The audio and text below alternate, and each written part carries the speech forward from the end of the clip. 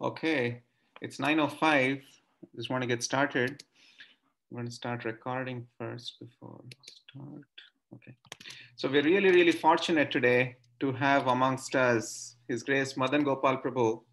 So Madana-gopāla Prabhu joined ISKCON in 1991 in Nairobi, Kenya. He has served over the years as the Education and Temple Management Director at ISKCON of New Jersey. He is the graduate of the GBC College of Leadership and currently serves as the North American co-director of ISKCON Communications. That's not an easy job, Prabhu. I don't know how you do it.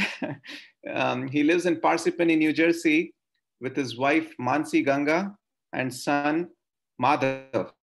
He also works as a manager at a global hedge fund. Also, Madana-gopāla Prabhu and his family are key players in helping build a brand new Vedic style temple in Parsippany, New Jersey. Also, Madana-gopāla Prabhu is a very learned scholar of the Bhakti scriptures. He teaches various courses. In fact, I've heard all of his Bhagavad Gita lectures on his channel, and they're really, really good. So he teaches various courses based on them. And he also teaches the ISKCON Disciples course. So with that, Madana-gopāla Prabhu, please take it over. Thank you so much for taking time off and being with us here. Hare Krishna. Hare Krishna. Thank you, Gaur Kumar Prabhu. Very generous introduction. And thank you to devotees for joining this evening. I want to discuss one very important topic on this chanting of Hare Krishna. It's a very key aspect of our process. And so I want to thank all of you for taking out the time. And I know some of the devotees who are here. Mother Gail, I know her since 1999. She's a very key member of our ISKCON New Jersey. And I know Athena, she's one of our members as well. She's trying to always come to Tawako. Even when we don't let her come, because of COVID. Very enthusiastic, and thank you all for your kind encouragement. So, the topic for today is Hare Nam Eva Kevalam. So I'm going to just share my screen. I have a very simple slideshow to talk about this point. Share it. You can see it. So, in the Chaitanya Charitamrita, Chaitanya Mahaprabhu spoke this verse, chapter 7, text 76. Everyone pretty much knows this verse, pretty easy one. Hare Nama, Hare Nama, Hare Namaiva Kevalam, Kalau Nastyeva, Nastyeva, Nastyeva Gatiranyatha.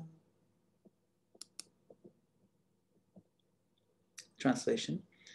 For spiritual progress in this age of Kali, there is no alternative, there is no alternative, there is no alternative to the holy name, the holy name, the holy name of the Lord.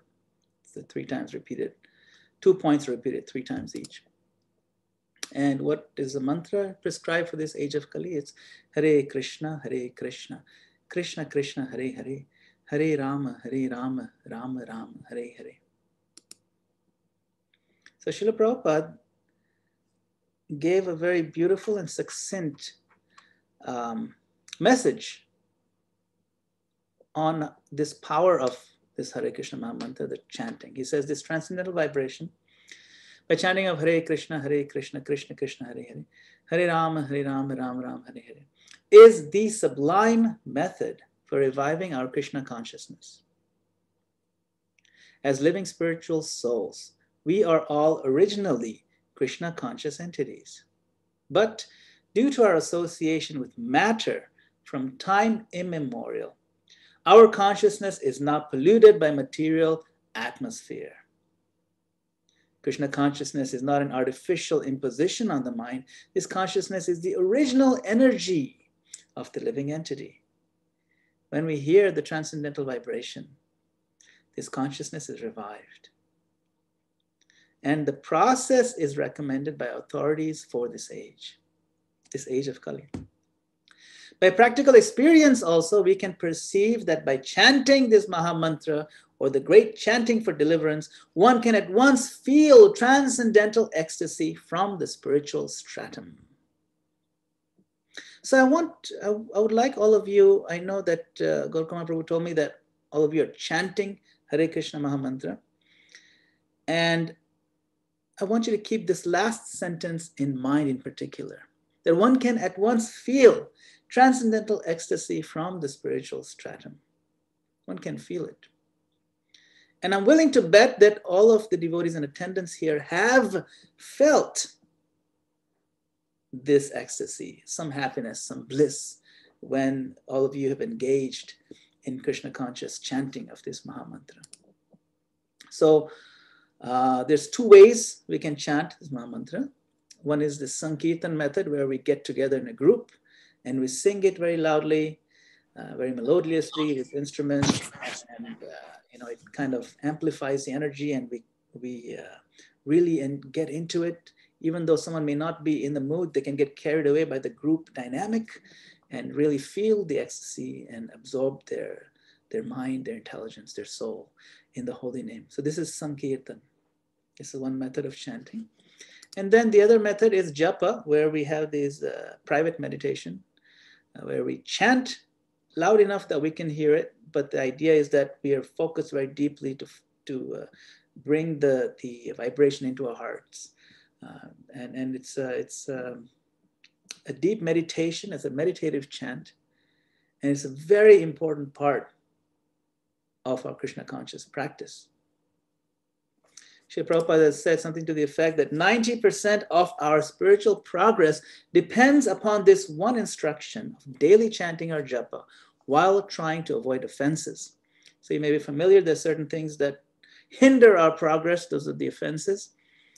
We won't get too much into that, but just we have to remember that we get out of it what we put into it. So it's a simple solution. The solution is chanting Hare Krishna. But we have to also remember, Ye yatha mam prapadyante, tam tathaiva bhajamyaham. Krishna says in Bhagavad Gita, tam tathaiva bhajamyaham. I reciprocate. To the degree, to the intensity, to the level of sincerity that someone surrenders unto me, I reward accordingly. And that's natural. So then my question to myself is, how dedicated am I to chant?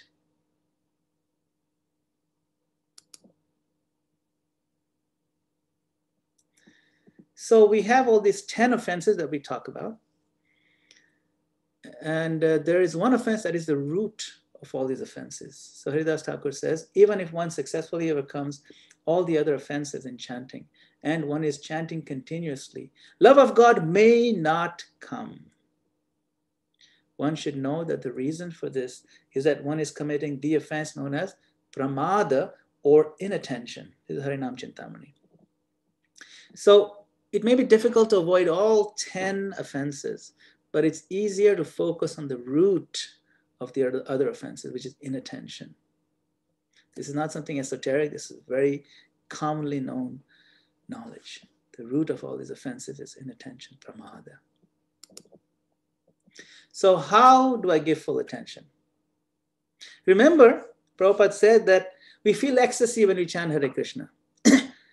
And yet, I've been chanting for some time, maybe sporadically I felt some ecstasy, but how come majority of the time I'm not feeling ecstasy, or half the time I'm not feeling happiness? How come some of the times when I'm chanting my japa, it's a burden? It's like the opposite of what's promised. What is going on? So always comes back to, what do I put into it? Ye yatha mam prapadyante. We get out of it what we put into it. So the key thing is to give our full attention. How do I give my full attention to this mantra? So generally we give attention very naturally and very easily to something that we love. If someone we love, someone we adore, we admire, comes into our presence, we drop everything and we give them the full attention. Naturally, you don't have to tell ourselves and train ourselves to that. It's something that comes very naturally, spontaneously. But what if we don't yet have this love, this driving affection for Krishna? What if we don't have that? Or maybe it's just intermittent. Then how do I give full attention? So what we can do is we can do things that show that we are genuinely at least interested in developing this love. Because that's one thing that we know for sure, that I'm interested in developing this love. Even if I'm not feeling the ecstasy, even if I'm not feeling joy, feeling burdened by all kinds of misgivings, whether they be material enticements or addictions or friction that I'm having with somebody, or just general depression, or just being, overwhelmed with all kinds of negativity, anything. Even though all those things can be affecting us, one thing that we know is that I am still interested in developing this love. That is one thing that is indubitable. I do not doubt that at all. So we can use that as a foundation to build upon our effort. Okay, so I'm going to use an analogy. Does anybody recognize this place? Do you know where this is? Do you know what region of India this will be from? Is it north, south? At least you can tell by the architecture. Oh, maybe South India, Sri Rangam. Yes, that's correct. South India, and you located the place, Sri Rangam. Ranganath temple is the largest Vishnu temple in India. Not in the world, by the way. The largest Vishnu temple in the world is not in India. If you don't know, you might be surprised to hear that. The largest Vishnu temple is in Cambodia. It's called Angkor Wat. But this is the second one. So it's the largest Vishnu temple in India, Sri Rangam, Rangakshetra. And the beautiful Lord Ranganath is lying down. Now, you'll see some of these towers, right? These very large towers. This is only one temple complex. It's not multiple temples. You might think the largest tower might be the one where the Lord is lying down. It's not. You see these walls? There's like wall, and then there's a wall within the wall. It's like a fortress. It's like concentric walls. And right in the center, this small little thing, that's where the Lord is lying. Okay, so then what's the deal with these other walls? So these are called Gopuram. Gopuram is a gate. It looks like a temple, but it's not a temple. You can walk right through it. It's kind of like the Disney castle. If you're going to the castle in the Magic Kingdom in Disney, you go through, it's just a gate, you walk right through. There's nothing in it, really speaking. It's just kind of like that. It looks like a temple. So it's a gate. You go through one gate and you think, oh, wait, where's the temple? It must be this one. And you go through this one, wait, that's not a temple either. So these are multiple gates, and only after you pass through several gates do you actually get access to the inner sanctum, okay? So this is the analogy that I'd like to keep in mind as we build this picture.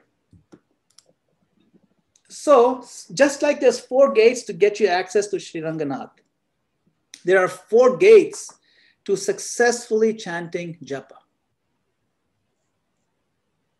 Okay, to get the successful result of Japa, there are 4 gates that we have to pass through. All right. So gate 1 is what I call fundamentals.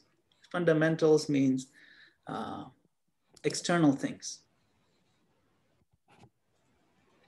Right. For example, sitting down. Sitting your back straight. If you have ever heard Srila Prabhupada chanting Japa, have you heard him chant Japa in the video, in the tape? And he's chanting Hare Krishna, Hare Krishna, Krishna Krishna, Hare. And in the middle of the Japa, he interrupts his Japa to give us a very important instruction, right? Sit properly, right? He says sit properly, twice if you listen. The fact that he interrupted his own Japa to correct his students means it's important. It is not insignificant. It's actually very important. Now we know that there are no hard and fast rules, right? Niyamita, smaranena kala. There's no hard and fast rule. But there are certain things that are conducive to chanting properly. So sitting properly is one of the most important. Posture is very important.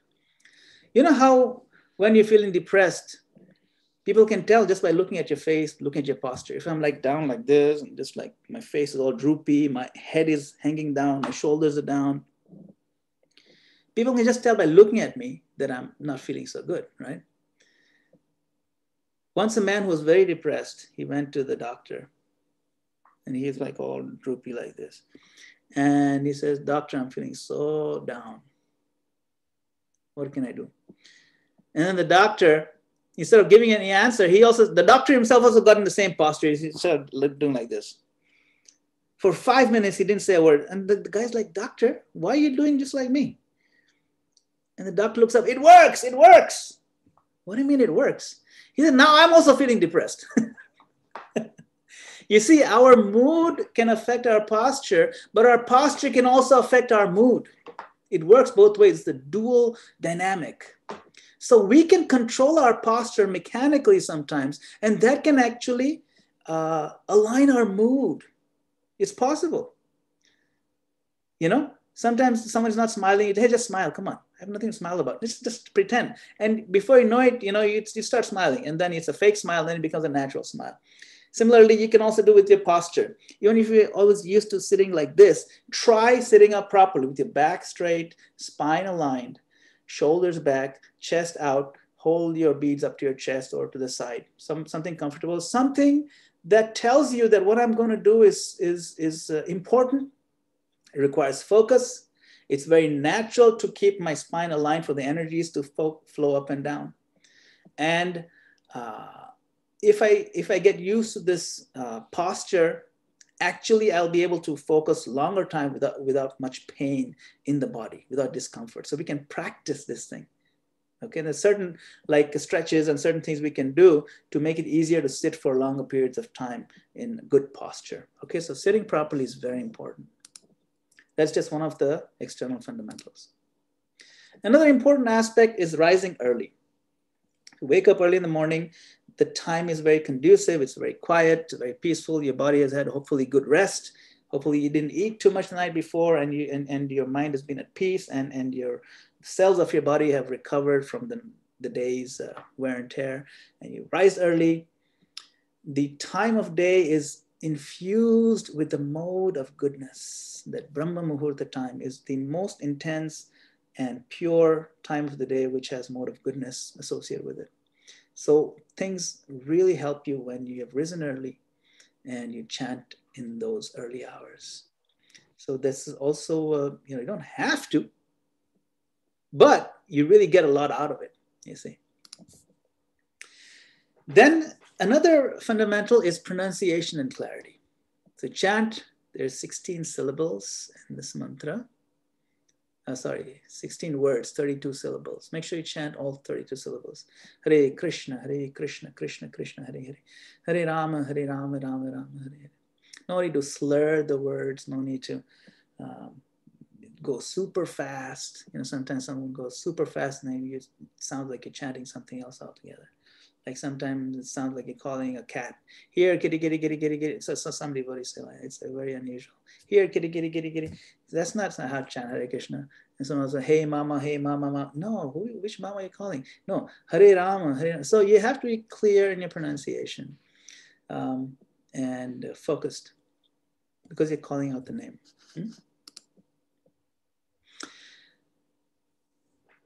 So all of your students, you've all gone through student life in secondary school and college and whatnot. And sometimes when you have to study for an exam, there's no rule that you can't study for the exam in a rock concert. You can study anywhere you want.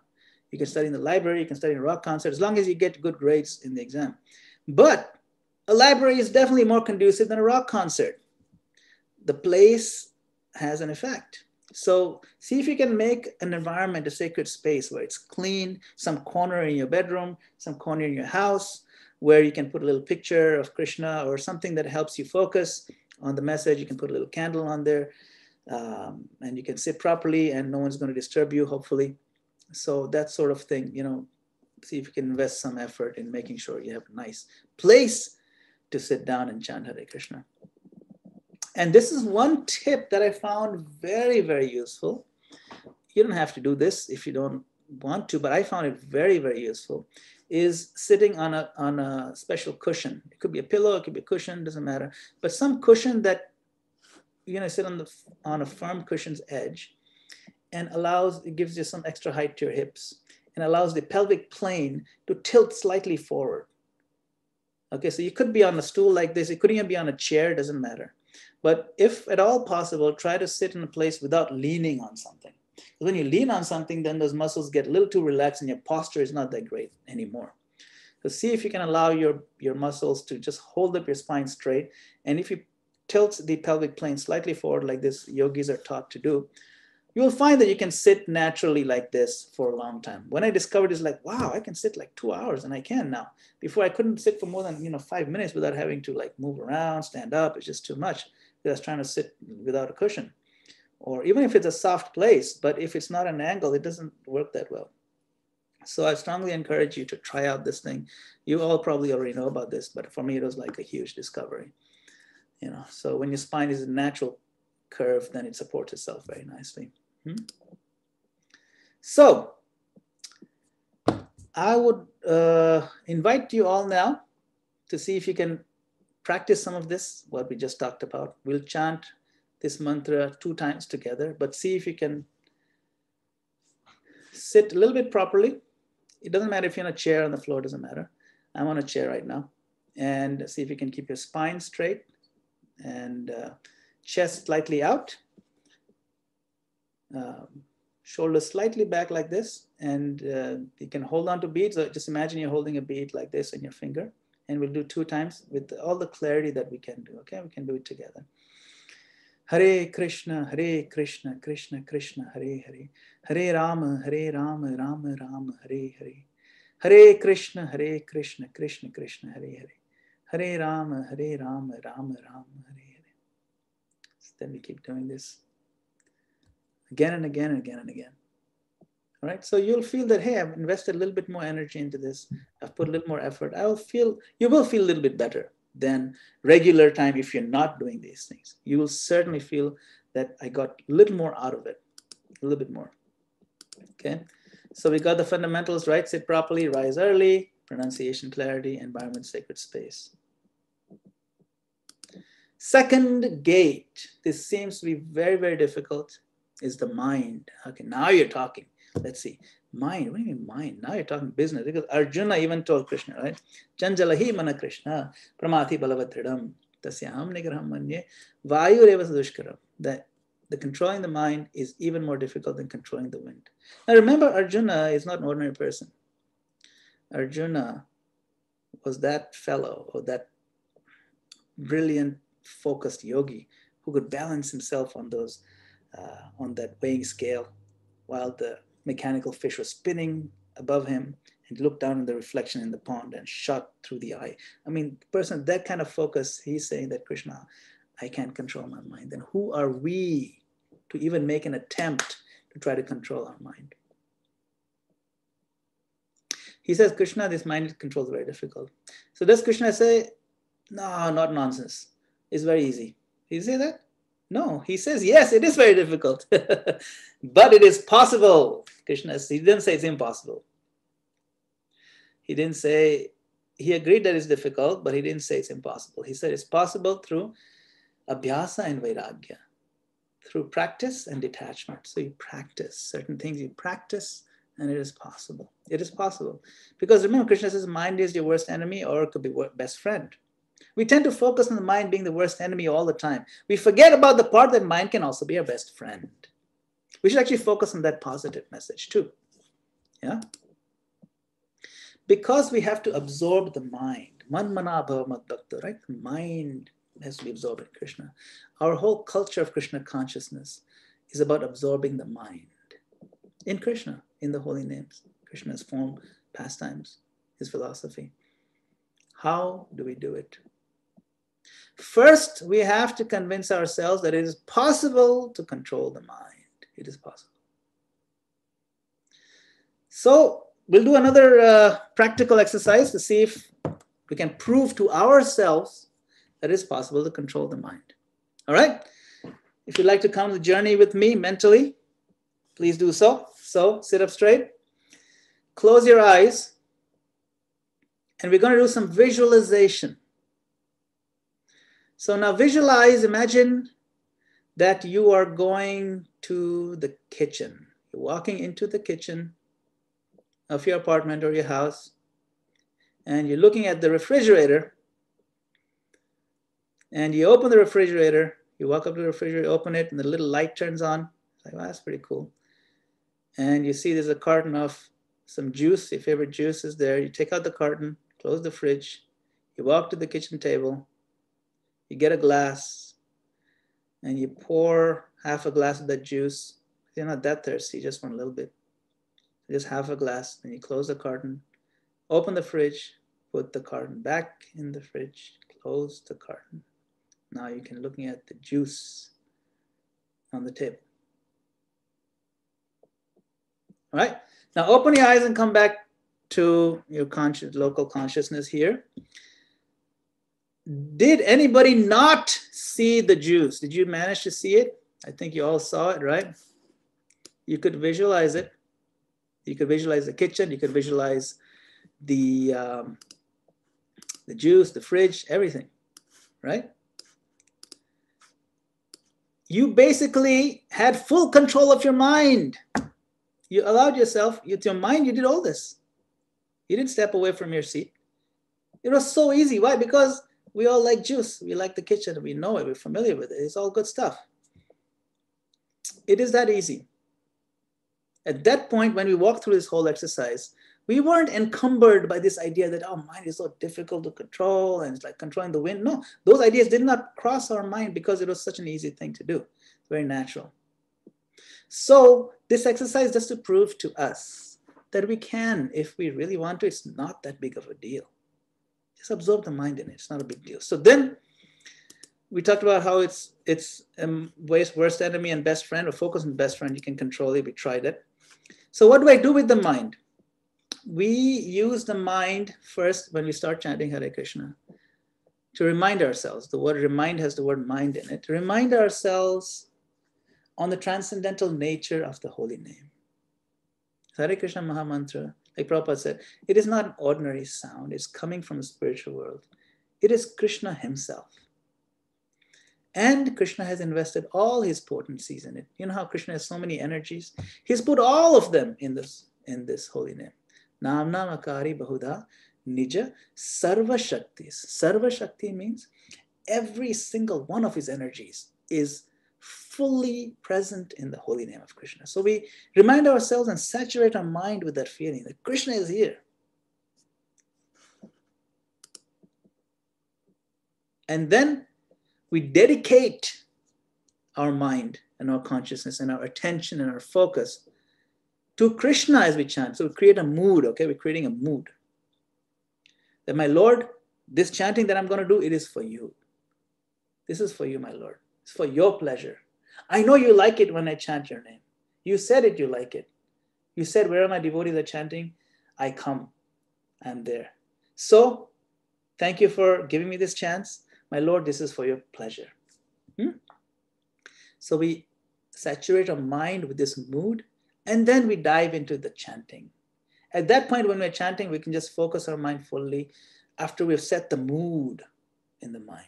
We chant fully as an offering to the Lord. Okay?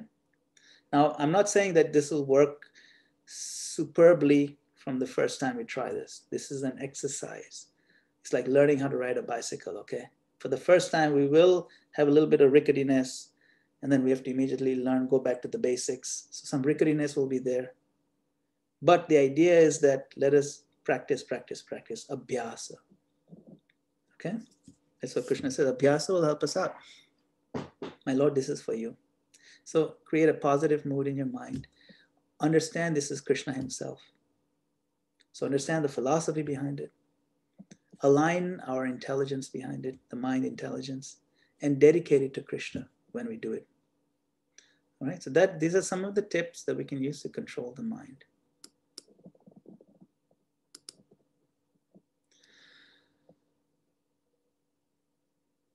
So gate number 3, Chaitanya Mahaprabhu, of course, he taught us how to chant with deep feeling, a lot of loving feeling, right? You can see he's chanting Hare Krishna.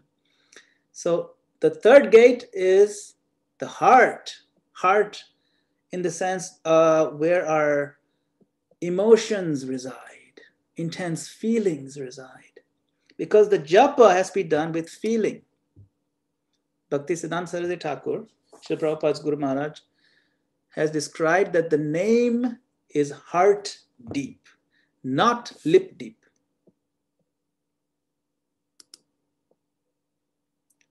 And bhakti, this is Vrindavan Das Thakur, he wrote in Chaitanya Bhagavat, what bhakti, devotional service, means. It means crying while remembering Krishna's name. So Krishna's name, the chanting, is not just the letters or the external sound, but what is infused with feeling. There's feeling associated with that utterance. The name is heart deep, not lip deep, and bhakti means crying while remembering Krishna's name. Bhaktisiddhanta Saraswati Thakur said we should soak the couch when we chant with our tears.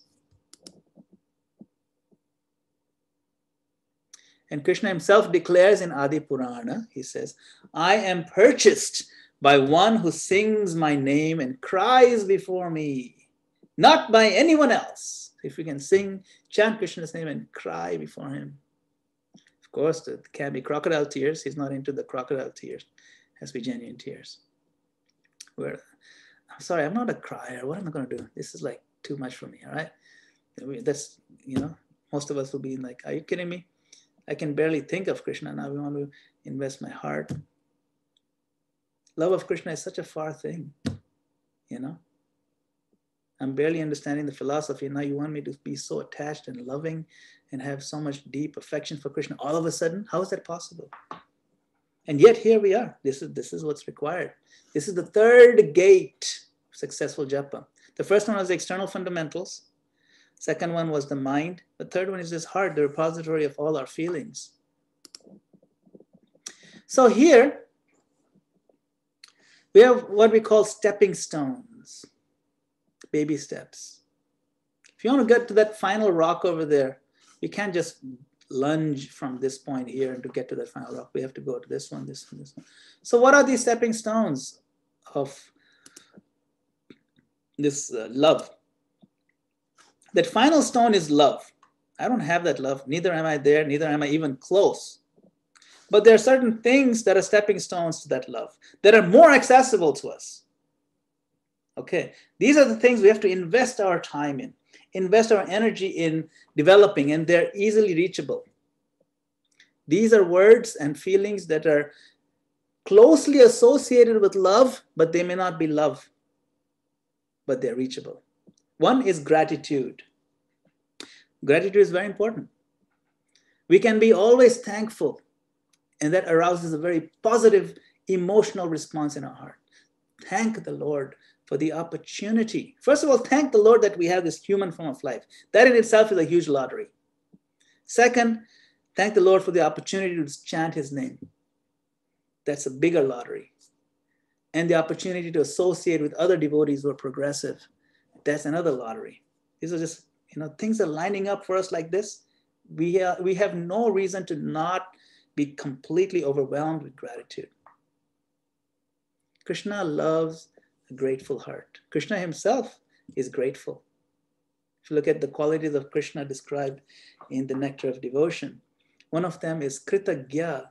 Krishna is Kritagya, which means grateful. Krita means someone who did something. Krita, something was done. And Gya means one who knows. So Krishna knows when someone did something for him. He's Kritagya. So we should also be Kritagya. We should recognize that Krishna has done so much for us. My friends have done so much for me.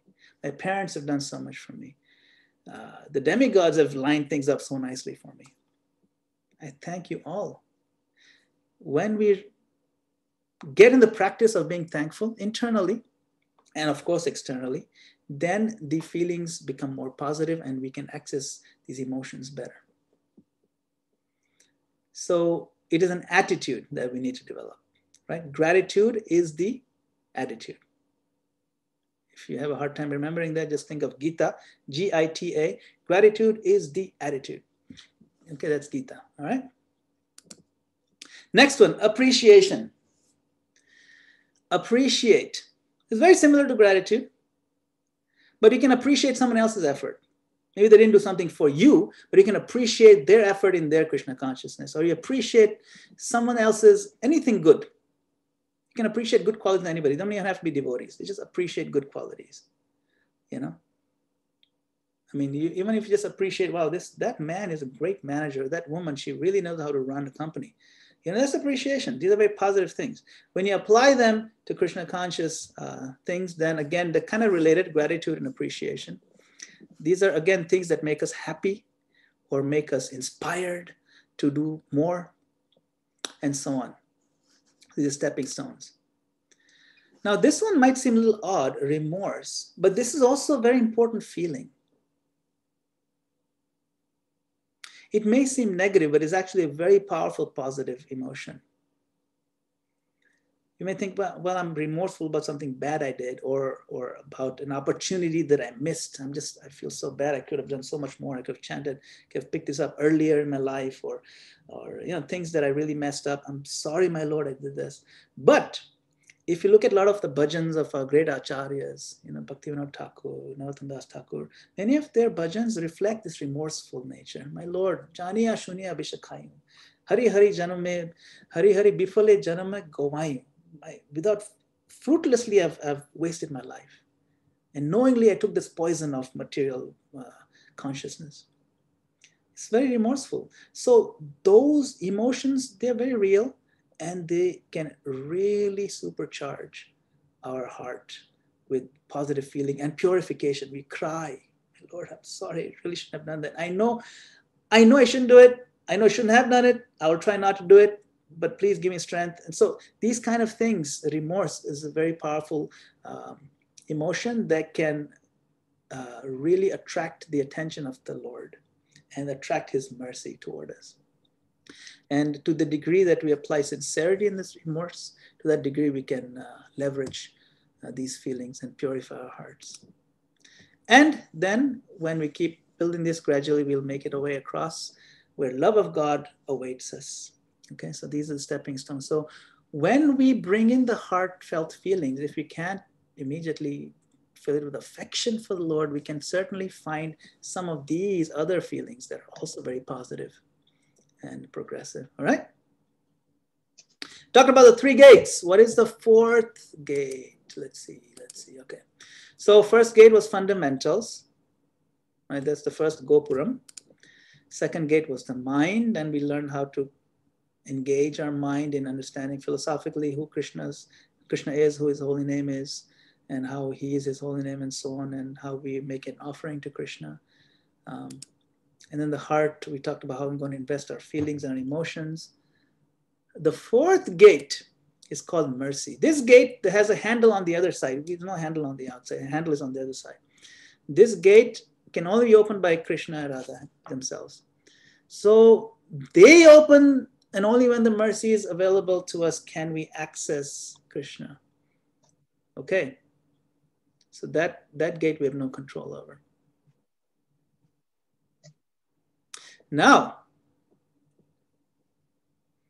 interestingly, because the Lord is so kind, if we have already invested the fundamentals, mind and heart, we will find that the 4th gate is already open and Krishna's presence is felt immediately. Because by these 4 gates, what am I trying to tell Krishna? I'm trying to tell Krishna, I'm giving you everything I have. That's why we have to ask ourselves every day, in my japa, did I give everything I have to Krishna? Krishna does not see what you give.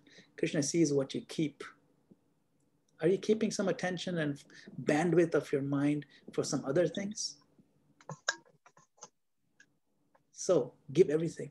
If I give everything I have 100%, when I give my fundamentals, my mind and my heart to Krishna, that means there's nothing more to give to you, my Lord. Then the mercy flows. This is how we show the Lord our level of sincerity. These are baby steps that we can all find a way to implement in our devotional practice. Okay. So I'm just going to wrap up in a minute. Running out of time. So as they surrender to me, I reward accordingly. So how dedicated am I to chant? We want to surrender to Krishna, and surrender means sharanagati. And surrender has 6 components to it. 6 divisions of surrender are acceptance of those things favorable to devotional service, rejection of unfavorable things, the conviction that Krishna will give protection, acceptance of the Lord as one's guardian or master, and full surrender and humility. These are 6 components. Out of which, this one I've highlighted in yellow, acceptance of things favorable to devotional service, one of the first steps to show that I want to surrender. So if I take up and implement these, especially some of these things we talked about, how to improve our japa, this is actually an act of surrender. It's completely in line with our goal of spiritual life. Okay, so summary, the Lord reciprocates as we surrender. 4 gates we talked about, the fundamentals, the mind, the heart, and of course, the mercy aspect of the Lord. Lord is supremely merciful. That's the bottom line. He's an ocean of mercy. And I will end with this verse from Chaitanya Charitamrita. Very beautiful verse. Tunde tandavini ratim vitanute tundavali labdhaye karna kroda kadambini ghatayate karnarvudebhya spriham chetah prangana sangini vijayate sarvendriyanam kritim no jane janita kriyat piramritai krishneti varnadvai. I do not know how much nectar the 2 syllables Krishna have produced. When the holy name of Krishna is chanted, it appears to dance within the mouth. We then desire many, many mouths. When that name enters the holes of the ears, we desire many millions of ears. And when the holy name dances in the courtyard of the heart, it conquers the activities of the mind. And therefore, all the senses become inert. So this is the highest expression of ecstasy expressed by Chaitanya Mahaprabhu, who came here to show how much happiness is available to us just through this chanting process. Hare Krishna, thank you very much for giving me this time. I hope you found it somewhat useful. And we have a few minutes. We can have some discussions, comments, questions, etc. Hare Krishna. Thank you so much, Madana-gopāla Prabhu. I mean, you took us right to the inner sanctums of Srirangam through these 4 gates of fundamentals, the mind, the heart, and the mercy. So thank you so much. So we have time. This is a wonderful opportunity. If anybody has any questions, please feel free to ask any question. Hare Krishna. Thank you so much for this class. I really loved the painting that was in the summary, like the image of that painting. It's really, really beautiful. I was wondering, which is kind of like, is probably going to break this presentation because we started speaking about how we should sit down in proper posture, but I was wondering, how about like japa walks, especially if there are like japa walks in early morning in nature? How is that connected here, or how can we practice especially the art of japa walking? I feel like I really love that, and it really brings me deep as well at times. So I would like to hear from you on that. Yes, japa walks are very good, and a lot of the times they are very conducive because you're absorbed in nature, and you're moving and the blood is flowing and so on, and they're very good. And Prabhupada did that also. But Prabhupada also did tell us to sit down for some time in the temple room and sit properly. Haridas Thakur also, when he sits in front of Tulsi Devi. So the sitting aspect of it is a very deep part of our tradition. And there is something to be said for the stillness that comes when you're not moving the body too much. Japa walks are a fantastic way of doing japa, nothing wrong about it. But in Harinam Chintamani and other places, devotees and great acharyas have said that the best way of chanting japa is to sit down still in front of Tulsi Devi. So there are definitely grades, okay, which is the best, and then which is also not bad, is good, but it's not the best, you see. So the best has always been ascribed to sitting properly, sitting in front of Tulsi Devi. But yes, there's nothing wrong. Prabhupada himself did it, but he did also ask us to sit down in the temple and chant as well. Thank you. Hare Krishna. Hare Krishna. Thank you, Madana-gopāla Prabhu. It was a very nice session, very deep and really to the point. Prabhu, I really love this statement you made. We have no reason not to be completely overwhelmed with gratitude. So yeah, that's so true. There's so much to be grateful for. But Prabhu, my question is, yeah, still sometimes, even though we have many reasons to be grateful towards someone, if somehow the mind tends to focus on the last experience we may have had with them, and if it is negative, then the mind tends to forget all the past positive, happy experiences, and the mind tends to focus on the last experience. And if it is negative, somehow the mind finds it difficult to be grateful. At least I can say that for myself. So, do you have any tips for that, Prabhu? How to overcome this tendency of the mind? Yeah. Each situation is unique. If someone did something very bad to me, that's genuinely bad or very, very hurtful, it's very hard to forget. It's raw, it's not lasting. And then I forget everything else good that the person must have done to me. It could be really heavy. And sometimes some of those things can be very damaging. And sometimes some of those things are so damaging that it's better to avoid that person's company for a while. You know, I'm just saying this. I'm saying every situation is unique. Or it could be something so minor, but I'm just blowing it out of proportion, you see. So this is where a finer developed understanding of devotee interactions comes into play. Okay. One good resource for this, developing a fundamental understanding of devotee interactions, is a nectar of instruction. It's only 11 verses. But in that, if you read it very thoroughly, in that one, we're taught how to interact with devotees, how to interact with progressive devotees, how to recognize which devotees are in which category and to what degree I need to interact with them. It's there. You know, son, this group recognized that, and that one you just, from a distance, you say Hare Krishna, or distance you say have some respect. This group, you got very close with them, become very close friends with them. And this other group, you become lifelong servant of this group, you see. So those groupings and interactions, you know, so the way we interact with devotees and all that has to be a little bit more sophisticated, not based on our own speculation, but as guided by these scriptures and our spiritual master. Okay, so then it's important then now in this situation, is it better for me to change my stance and my relationship with the devotee? Or is it better for me to completely let this last thing go and recognize that, you know, let bygones be bygones? Is it better for me to then, it's always better to think of the bigger picture, always. The bigger picture is that in just a few years, we're all going to die. Just a few years. That perspective takes us at a very high level, very quickly. And it tends to dissolve a lot of these little things, you know. I just recently got a drone, you know, the drone thing is really nice to take pictures from.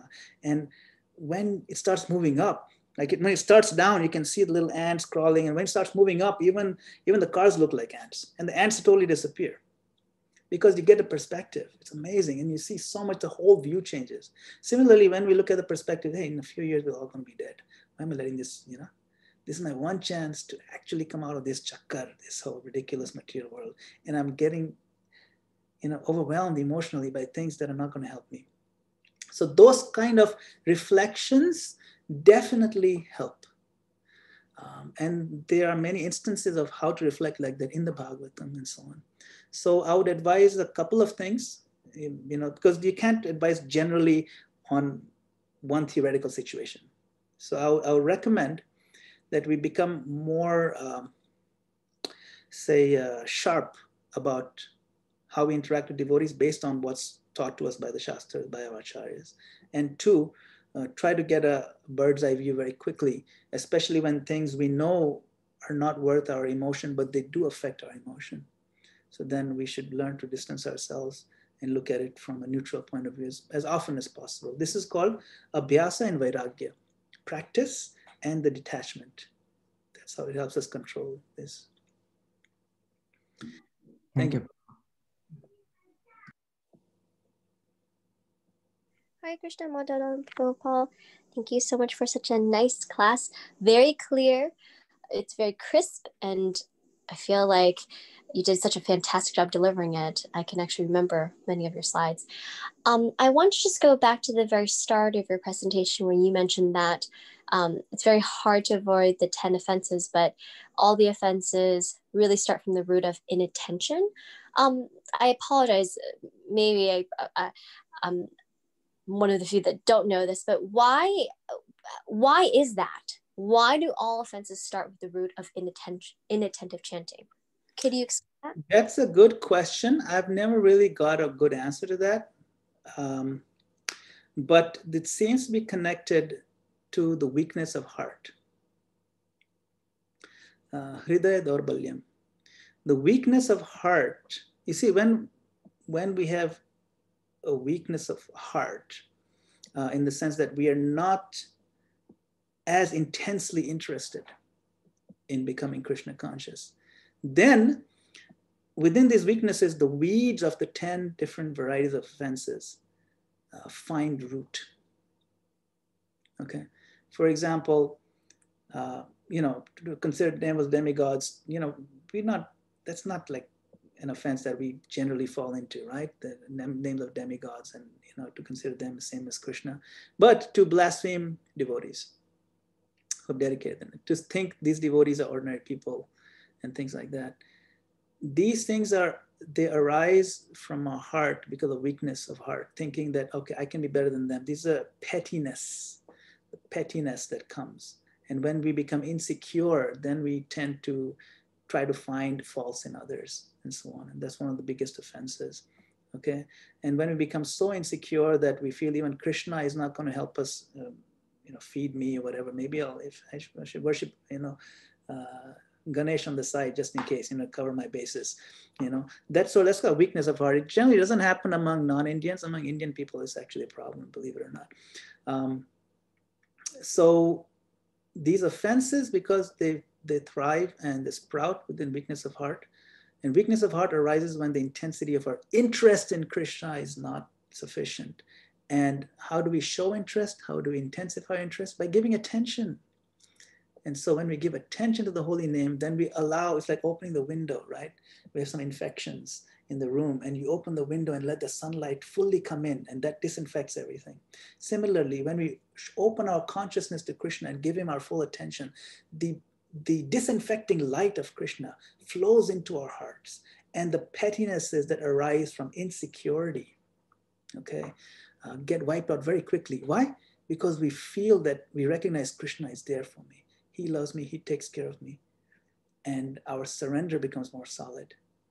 Then we will not try to fill in our insecurities by finding faults in devotees. We will not tend to find faults in what our Guru Maharaj told us. We will not tend to look for other ways to make sure my material life is also nice. Those are different offenses. They all sprout from that Hridaya Daurbalyam. So if we give attention, then we get disinfected very nicely. And that's my understanding. I haven't heard it explained like that, but it seems to make sense to me. And it seems that if you connect the dots, I think it makes sense to me. Thank you so much. Hare Krishna. We'll have a couple of minutes. Would anyone else like to ask a question? Jitendra Prabhu, Vinay Prabhu, Vishal Prabhu. Anybody? Yeah. I'll go for it. Prabhuji, so this is my own personal experience. Whenever I chant, something that let's say I'm trying to perhaps remember a lecture throughout the day, some point that I want to ponder upon, that doesn't happen throughout the day.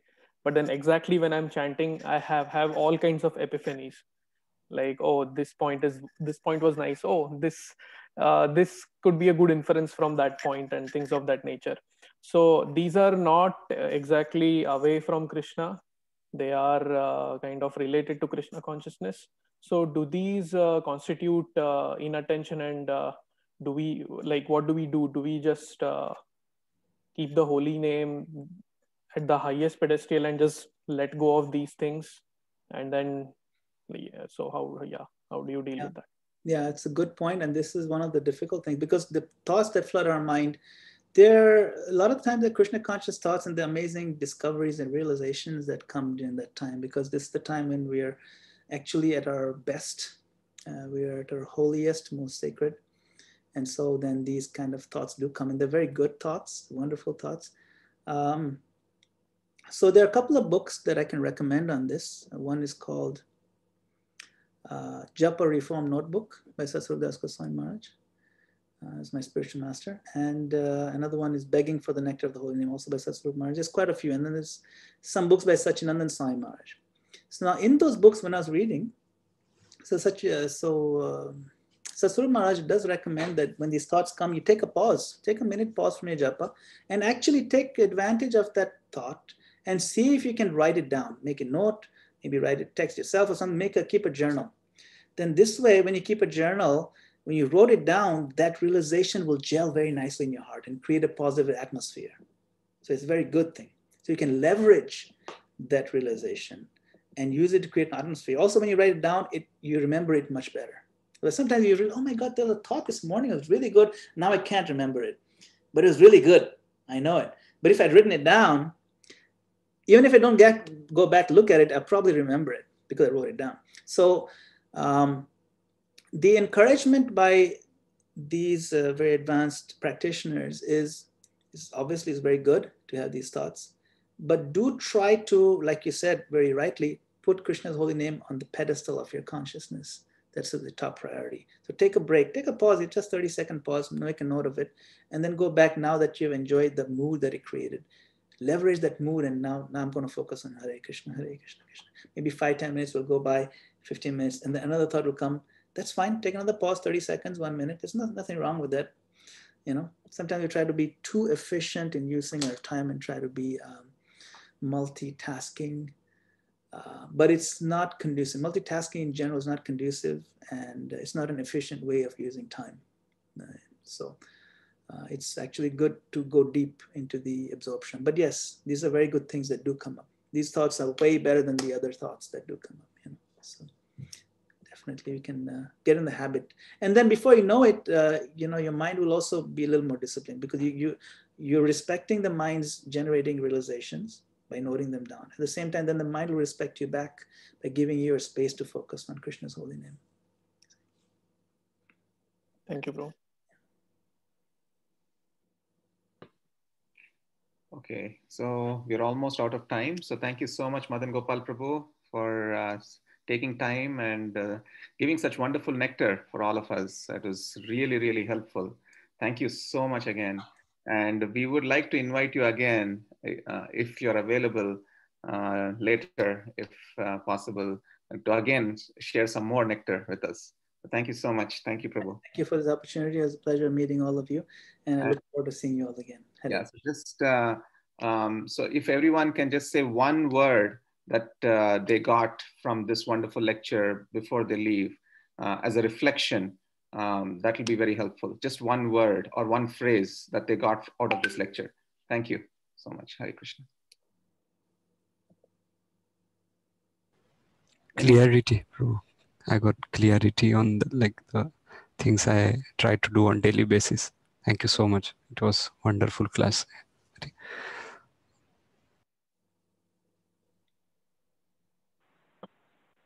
Hare Krishna Prabhu, I like that analogy where you said, the 3 gates, that's the handle on one side of the door, but the mercy gate, that's the handle on the other side of the door. I like that. And please, just real quick, can you just tell us the picture? Where is that picture? I have to have that picture for one thing. The temple? Your background picture. Oh, my background right now? That is Kusum Sarovar. That is in Vraj. That's what I thought. I thought so. Yes, that's beautiful. Usually Beautiful I picture. Background, usually I put our new temple's background that we're working on. This one, this is the new temple we're working on right now. But Haribo. Thank you so much for the class. Hare Krishna. And since all of you are in New York, you're welcome to come down to Parsippany sometime, take a look at our new temple site. We've actually, the walls are already up now, and we were close to putting the steel framework, so it's the construction site is full swing. This building should be done by the end of this year, hopefully. So yeah, please, you're welcome to come. We're only 26 miles from New York City. All right. I see a lot of nice comments. Thank you for your wonderful appreciation. And the painting summary slide. Yeah. Okay. Okay. Thank you all so much. Prabhupada ki jai. Hare Krishna.